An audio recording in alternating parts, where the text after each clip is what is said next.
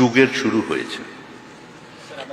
দীর্ঘ ৪৯ বছরের একটা শিল্পের বন্ধ্যাত্বের খরা কাটিয়ে এক নতুন যুগের সূচনা হচ্ছে, তৈরি হয়েছে পশ্চিমবঙ্গ রাজ্য সরকার, কোনো দলের সরকার নয়। আমাদের মাননীয় মুখ্যমন্ত্রী শুভেন্দু অধিকারীর নেতৃত্বে এবং আমাদের গৃহমন্ত্রী শ্রদ্ধেয় অমিত শাহের অভিভাবক পশ্চিমবঙ্গে শিল্পায়ন হবে, পশ্চিমবঙ্গে বিনিয়োগ হবে।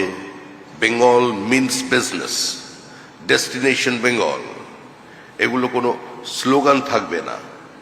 আগামী ৮-১০ মাস পরে, ১ বছরের মধ্যে পশ্চিমবঙ্গের মানুষ নতুন পশ্চিমবঙ্গকে চিনবে। আর এখান থেকে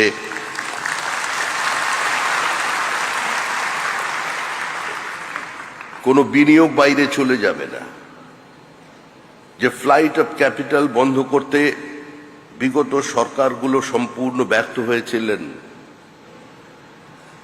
আমাদের রাজ্যটাকে একটা পরিযায়ী শ্রমিক প্রডিউস করার রাজ্য তৈরি করে দেওয়া হয়েছিল, তার থেকে আমরা বেরিয়ে এসেছি।